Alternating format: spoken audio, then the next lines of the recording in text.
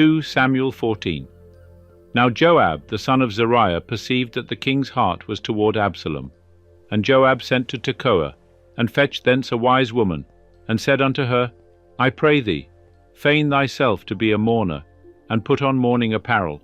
I pray thee, and anoint not thyself with oil, but be as a woman that hath a long time mourned for the dead, and go into the king, and speak on this manner unto him. So Joab put the words in her mouth. And when the woman of Tekoa spake to the king, she fell on her face to the ground, and did obeisance, and said, Help, O king. And the king said unto her, What aileth thee?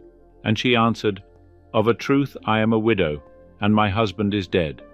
And thy handmaid had 2 sons, and they 2 strove together in the field, and there was none to part them, but the one smote the other, and killed him.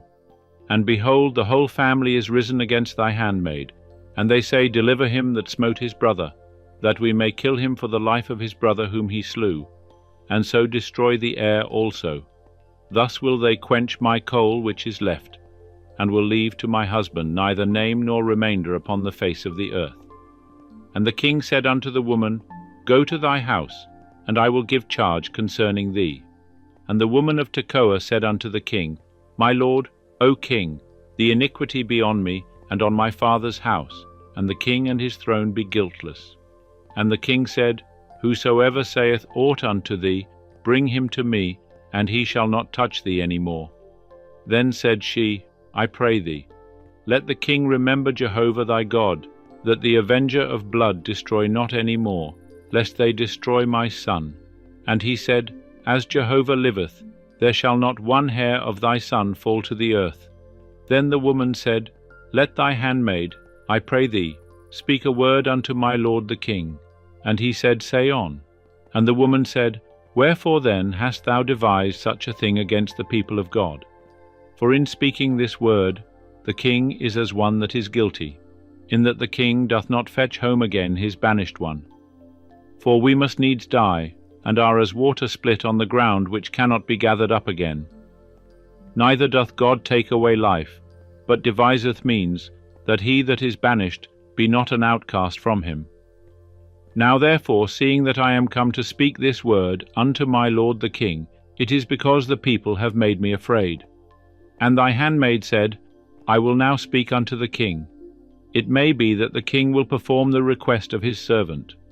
For the king will hear, to deliver his servant out of the hand of the man that would destroy me and my son together out of the inheritance of God. Then thy handmaid said, Let, I pray thee, the word of my lord the king be comfortable. For as an angel of God, so is my lord the king to discern good and bad, and Jehovah thy God be with thee. Then the king answered and said unto the woman, Hide not from me, I pray thee, aught that I shall ask thee. And the woman said, Let my lord the king now speak. And the king said, Is the hand of Joab with thee in all this? And the woman answered and said, As thy soul liveth, my lord the king, none can turn to the right hand or to the left from aught that my lord the king hath spoken. For thy servant Joab, he bade me, and he put all these words in the mouth of thy handmaid. To change the face of the matter hath thy servant Joab done this thing. And my lord is wise, according to the wisdom of an angel of God, to know all things that are in the earth. And the king said unto Joab, Behold now, I have done this thing. Go therefore, bring the young man Absalom back. And Joab fell to the ground on his face, and did obeisance, and blessed the king. And Joab said, Today thy servant knoweth that I have found favour in thy sight, my lord, O king, in that the king hath performed the request of his servant. So Joab arose and went to Geshur, and brought Absalom to Jerusalem. And the king said, Let him turn to his own house, but let him not see my face. So Absalom turned to his own house, and saw not the king's face. Now in all Israel there was none to be so much praised as Absalom for his beauty. From the sole of his foot even to the crown of his head there was no blemish in him. And when he cut the hair of his head, now it was at every year's end that he cut it. Because it was heavy on him, therefore he cut it. He weighed the hair of his head at 200 shekels, after the king's weight. And unto Absalom there were born 3 sons, and 1 daughter, whose name was Tamar. She was a woman of a fair countenance. And Absalom dwelt 2 full years in Jerusalem, and he saw not the king's face. Then Absalom sent for Joab to send him to the king, but he would not come to him. And he sent again a 2nd time, but he would not come. Therefore he said unto his servants, See, Joab's field is near mine, and he hath barley there.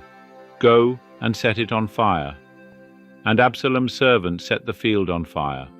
Then Joab arose, and came to Absalom unto his house, and said unto him, Wherefore have thy servants set my field on fire?